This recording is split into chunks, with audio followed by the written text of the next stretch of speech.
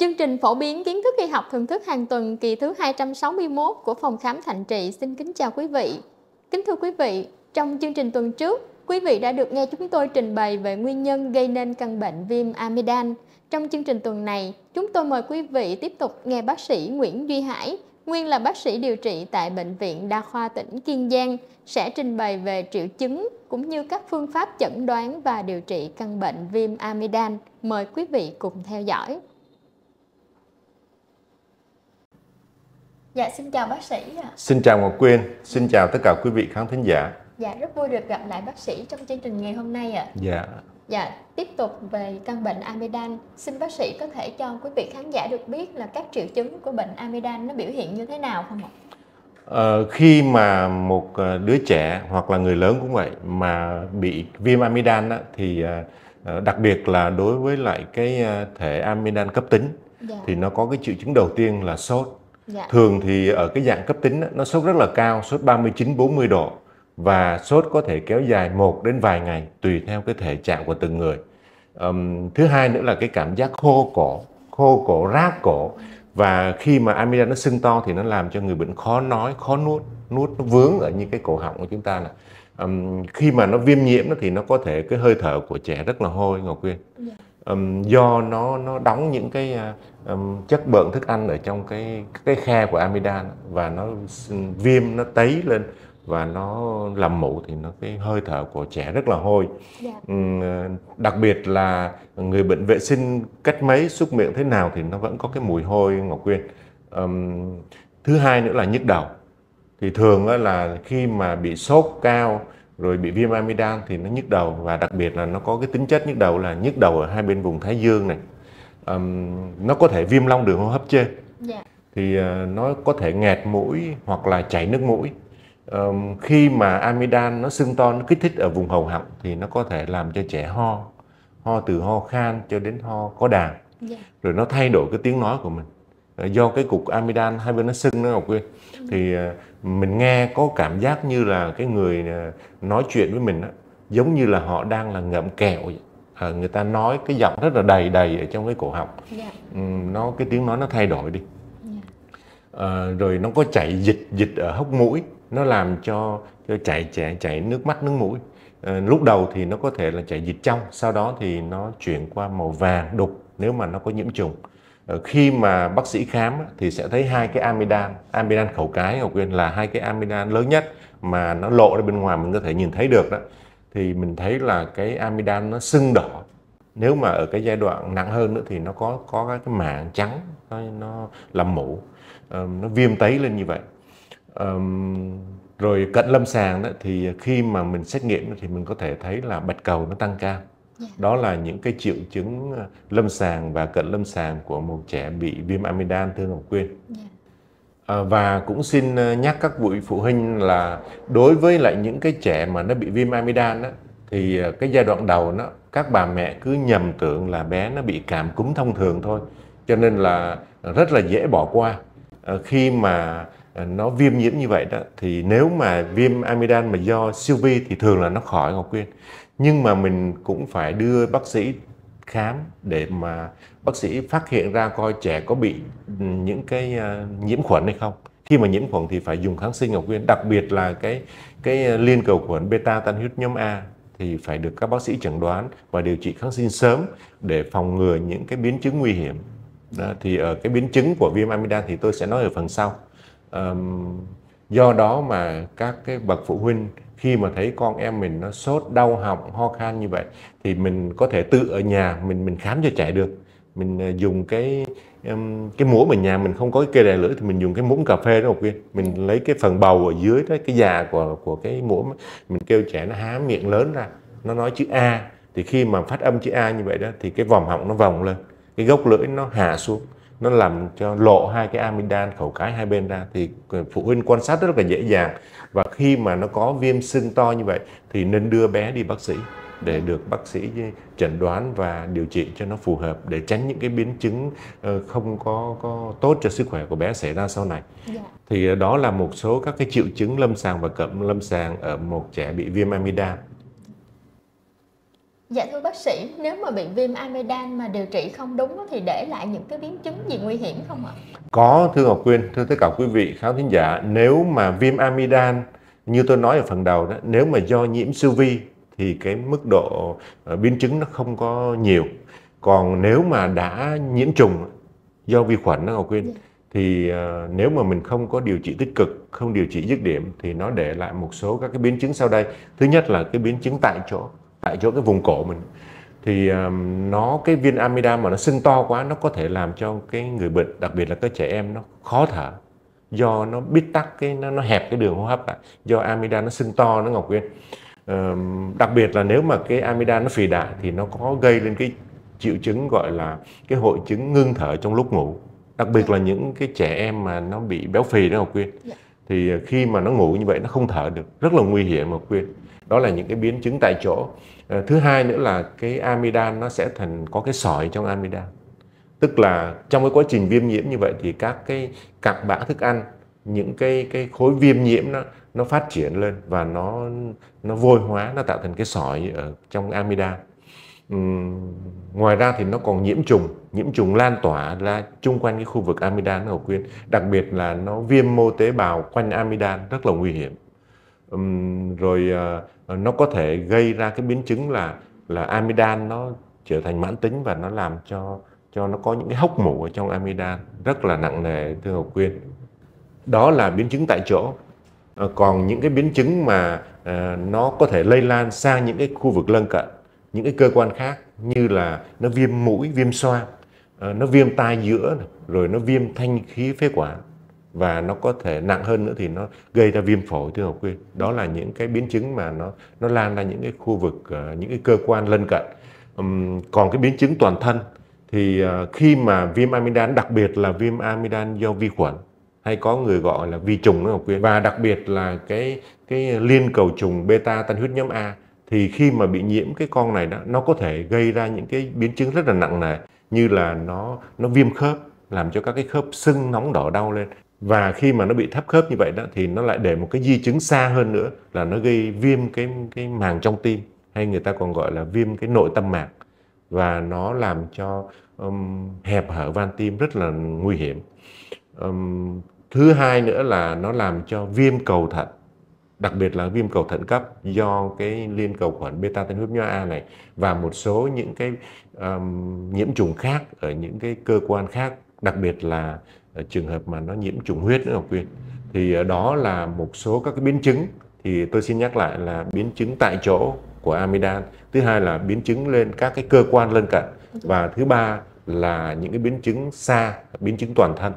Thì đó là những cái biến chứng rất là nặng nề khi mà trẻ con nó bị viêm amidan do vi khuẩn thưa Ngọc Quyên.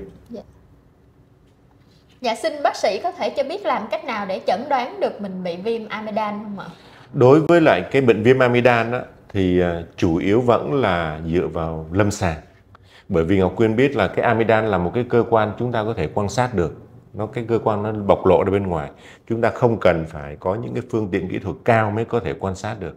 Cho nên là cái chính là vẫn là dựa vào lâm sàng. Thì những cái triệu chứng như tôi trình bày ở trên, gồm có sốt, rồi ho, đau họng, rồi mình khám thì thấy amidan sưng to. Cái thứ hai nữa là cận lâm sàng thì có xét nghiệm máu, hoặc là xét nghiệm cái dịch phết họng. Thì đối với lại cái xét nghiệm thì chủ yếu là chúng ta khi mà chúng ta nghi ngờ trẻ bị nhiễm cái liên cầu khuẩn beta tan huyết nhóm A, hoặc là chúng ta nghi ngờ những nguyên nhân khác, đặc biệt là những cái trường hợp mà bị bạch hầu Ngọc Quyên, thì lúc đó chúng ta mới phải phết họng, xét nghiệm máu để xác định đúng cái nguyên nhân gây bệnh, để chúng ta điều trị cho nó phù hợp. Còn hầu hết thì chúng ta chỉ cần dựa vào lâm sàng là đã có thể chẩn đoán được là một trẻ nó bị viêm amidan hay không rồi thưa Ngọc Quyên. Dạ thưa bác sĩ, khi mà bệnh nhân được chẩn đoán là bị viêm amidan rồi thì mình điều trị như thế nào ạ? Đối với bệnh viêm amidan thì có hai cái phương pháp điều trị. Thứ nhất là điều trị nội khoa và thứ hai là điều trị ngoại khoa. Thì chúng ta phải ưu tiên điều trị nội khoa trước. Bởi vì Ngọc Quyên biết là cái amidan là một cái cơ quan thuộc cái hệ bạch huyết. Nó có tác dụng là nó bảo vệ cơ thể của chúng ta tránh những cái sự nhiễm trùng từ bên ngoài. Cho nên là chúng ta phải bảo đảm được là mình giữ vẹn toàn cái amidan để cho nó có giúp cho cơ thể chúng ta có cái chức năng miễn dịch, bảo vệ khỏi những cái tác nhân gây bệnh ở bên ngoài. Cho nên là việc mà chúng ta giữ lại được cái amidan, đặc biệt là cho những cái đứa trẻ từ dưới 15 tuổi là điều hết sức cần thiết. Cho nên là cái ưu tiên nhất vẫn là chúng ta điều trị nội khoa để bảo tồn cái amidan.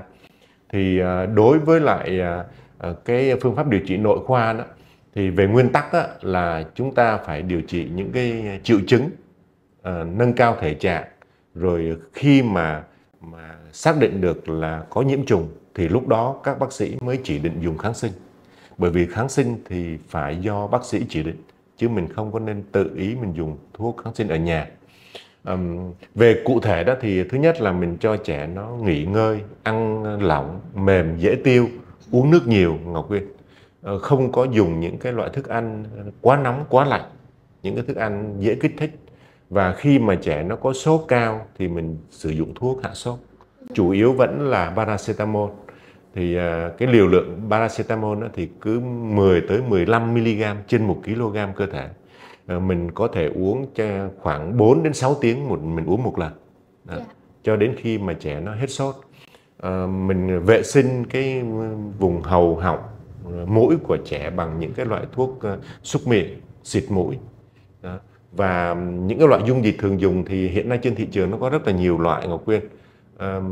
Mình có thể là mua những cái loại thuốc đó để mình xúc miệng cho trẻ, hoặc là mình có thể pha bằng nước muối sinh lý.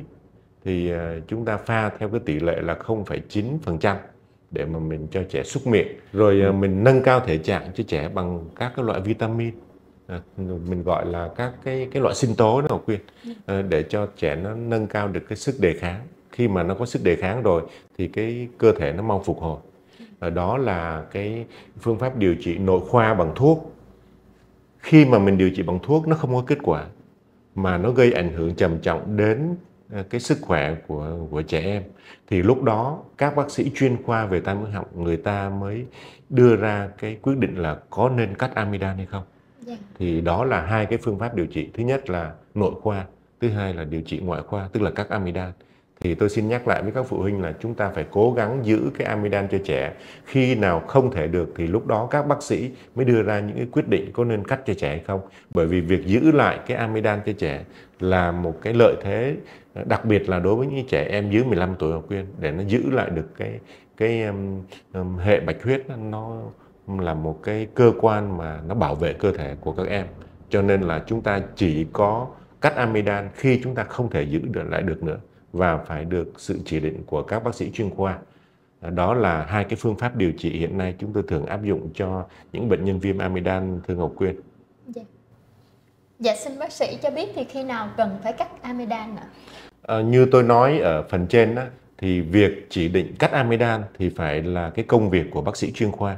Tôi cũng xin được nêu ra một số những cái tiêu chuẩn để chúng ta có quyết định là có cắt amidan hay không. Thì như tôi nói ở phần trên đó, khi nào chúng ta điều trị nội khoa không đạt kết quả thì lúc đó chúng ta sẽ cân nhắc. Thứ nhất đó, là chúng ta dựa vào cái việc mà amidan nó có tái đi tái lại nhiều lần hay không. Thì thông thường đó là khoảng 5 đến 6 lần trong một năm. Đó, nó cứ từng đợt này, hết đợt này nó lại tới đợt khác, trung bình từ 5 đến 6 đợt.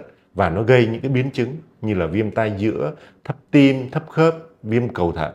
Thì đó là một trong những cái tiêu chuẩn để cho chúng ta cân nhắc. Thứ hai nữa là cái kích thước amidan nó quá lớn. Nó có thể gây chèn ép cái đường thở của trẻ. Nó làm cho trẻ khó thở khi ngủ. Đặc biệt là cái hội chứng ngưng thở trong lúc ngủ. Thì đó là những cái tiêu chuẩn thứ hai. Cái tiêu chuẩn thứ ba là nó trở thành mãn tính và chúng ta điều trị tới lui rất là nhiều lần mà nó đã chuyển thành mãn tính, nó không thể khỏi được. Và nó gây những cái biến chứng như là áp xe quanh amidan hay là nó gây những cái tổn thương khác mà cần phải nhập viện điều trị. Và cuối cùng thì khi mà chúng ta nghi ngờ cái amidan nó là những cái khối u ác tính như là ung thư chẳng hạn, hoặc là nó xâm lấn quá nhiều vào cái đường hô hấp, thì lúc đó chúng ta sẽ dựa vào những cái tiêu chuẩn đó để các bác sĩ chuyên khoa người ta đưa ra cái kết luận cuối cùng là có nên cắt amidan cho trẻ hay không, thưa Ngọc Quyên. Dạ thưa bác sĩ, hiện nay thì cái phương pháp cắt amidan nào là hiệu quả nhất ạ? Hiện nay thì nó có nhiều các cái phương pháp cắt amidan từ cổ điển cho đến hiện đại. Dạ. Thì hiện nay đó cái phương pháp mà hiện đại nhất đó là cái phương pháp cắt bằng dao plasma, Ngọc Nguyên. Dạ. Thì cái kỹ thuật cắt amidan bằng dao plasma đó, tức là nó dùng các cái sóng điện từ, nó có cái tần số cao, hay người ta còn gọi là cái tần sóng radio. Nó sẽ tạo ra một cái đám mây dẫn điện bao quanh cái thiết bị mổ, bao quanh cái dao cắt. Và các cái sóng điện từ đó nó sẽ cho phép phá hủy những cái mô amidan ở quanh cái khu vực mà cái dao nó đưa vô. Nó có cái lợi thế là nó chỉ tạo nên một cái nhiệt độ khoảng 6-70 độ thôi. Do đó mà nó không làm tổn thương những cái cơ quan lân cận. Nó không có làm tổn thương quá rộng cái vùng amidan mà mình xử trí. Thì toàn bộ cái quá trình mà mình cắt bằng cái dao plasma này đó thì nó sẽ được diễn ra dưới cái sự hỗ trợ của cái đầu dò đa chức năng. Do đó mà các cái kỹ thuật viên người ta thao tác ở trên cái amidan rất là thuận lợi và nó đạt được hiệu quả cao. Thì hiện nay đó cái phương pháp mà cắt amidan bằng dao plasma là một cái công nghệ hiện đại nhất hiện nay, thưa Ngọc Quyên. Dạ. Dạ thưa bác sĩ, khi mà mình cắt amidan bằng cái dao plasma thì nó có những cái ưu điểm vượt trội nào ạ? Nó có rất là nhiều những cái ưu điểm, thưa Ngọc Quyên. Khi mà mình cắt bằng cái dao plasma này đó thì nó là bản chất của nó là nó dùng cái sóng cao tầng, cái sóng radio như tôi nói hồi nãy đó, để cho nó bóc tách các cái mô amidan ở cái nhiệt độ rất là thấp, chỉ 6 đến 70 độ C thôi. Do đó mà nó không đau, không rát và nó không có hủy hoại quá rộng những cái mô xung quanh. Đó là cái ưu điểm thứ nhất. Cái ưu điểm thứ hai là cái thủ thuật nó rất là đơn giản, Ngọc Quyên. Nó chỉ thực hiện rất là nhanh, trong vòng 10 đến 15 phút là đã xong rồi. Và nó hạn chế được cái áp lực căng thẳng của người bệnh khi mà mình sử dụng những cái phương pháp cổ điển. Đấy, làm cho người bệnh rất là thoải mái, an tâm và cái thời gian rất là nhanh. Sau phẫu thuật thì người bệnh có thể hoàn toàn là sinh hoạt được bình thường và có thể về nhà trong vòng 1 ngày. Nên cái thời gian mình xuất viện rất là nhanh và nó cũng không ảnh hưởng quá nhiều đến cái vấn đề giao tiếp, cái vấn đề nói chuyện của người bệnh như những cái phương pháp mổ cổ điển. Thứ đến nữa là nó ít xâm lấn, như tôi nói hồi nãy đó. Cái vùng cắt, cái vùng xử lý cái mô amidan nó rất là nhỏ. Và nó cũng tránh được những cái tổn thương ra những cái vùng lân cận ở bên ngoài. Và đặc biệt nữa là nó rất là ít khi xảy ra những cái biến chứng. Đó là những cái ưu thế của kỹ thuật cắt amidan bằng dao plasma hiện nay, thưa Ngọc Quyên. Dạ. Dạ, song song với những ưu điểm đó thì cái dao plasma nó có những cái khuyết điểm gì không ạ?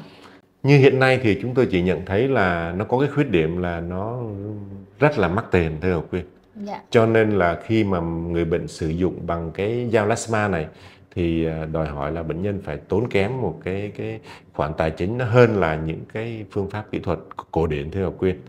Còn những cái ưu điểm thì nó vượt trội hẳn so với những cái phương pháp cổ điển. Dạ.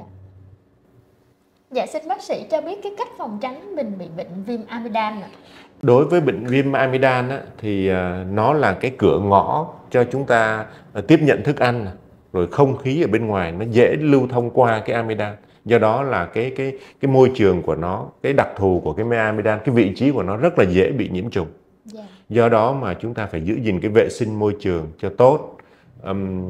Có những cái biện pháp bảo vệ cái vùng hầu họng của chúng ta bằng cái cách là chúng ta phải vệ sinh răng miệng cho tốt. Rồi đi ra ngoài đường thì chúng ta phải mang khẩu trang để phòng tránh những cái ô nhiễm ở bên ngoài. Và khi mà có những cái bệnh lý về tai mũi họng thì chúng ta phải xử lý dứt điểm, như là viêm họng, viêm VA, rồi viêm mũi xoa, những cái bệnh về răng. Khi mà chúng ta xử lý không tốt thì vi trùng ở đó nó có thể xâm nhập vào amidan.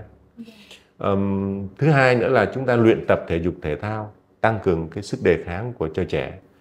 Và đặc biệt là đối với trẻ em thì chúng ta nên thực hiện tiêm phòng đầy đủ cho bé. Nhân đây thì tôi cũng xin lưu ý với các bậc phụ huynh là cái bệnh viêm amidan ở Quyên, nó là một cái bệnh lành tính và hầu hết thì nó do nhiễm siêu vi, cho nên là chúng ta có thể điều trị tại nhà được. Nhưng mà các bậc phụ huynh cũng không có nên chủ quan, bởi vì nó có thể là do cái liên cầu khuẩn beta tan huyết nhóm A như tôi nói hồi nãy. Nó có thể gây ra những cái biến chứng rất là nguy hiểm. Và ngoài ra thì nó còn có cái bệnh bạch hầu nữa. Đó là những cái bệnh liên quan đến cái amidan mà chúng ta rất là dễ nhầm lẫn. Cho nên là Khi mà trẻ con của chúng ta mà nó bị viêm amidan thì tốt nhất là các bậc phụ huynh nên đưa tới bác sĩ để cho các bác sĩ chuyên khoa người ta thăm khám và đưa ra những cái hướng xử lý kịp thời để tránh những cái biến chứng mà tôi vừa trình bày ở trên. Như vậy là tôi vừa trình bày với quý vị về các cái triệu chứng, các cái phương pháp điều trị và một số các cái kỹ thuật để phòng bệnh, cũng như là tôi giới thiệu cái phương pháp mà cắt amidan hiện đại nhất hiện nay, đó là cắt bằng dao Lasma. Thì xin cảm ơn Ngọc Quyên, xin cảm ơn tất cả quý vị đã quan tâm theo dõi. Xin kính chào quý vị. Quý vị vừa nghe bác sĩ Nguyễn Duy Hải trình bày về triệu chứng, các phương pháp chẩn đoán và điều trị căn bệnh viêm amidan ở trẻ em. Xin quý vị vui lòng like, chia sẻ, đăng ký kênh và ấn vào nút chuông thông báo bên dưới màn hình để đón xem những chương trình mới nhất của chúng tôi về các loại bệnh lý thường gặp và các giải pháp bảo vệ sức khỏe của con người. Cảm ơn quý vị đã luôn đồng hành cùng chúng tôi. Xin kính chúc quý vị một ngày Chủ nhật an lành và hạnh phúc. Xin kính chào tạm biệt.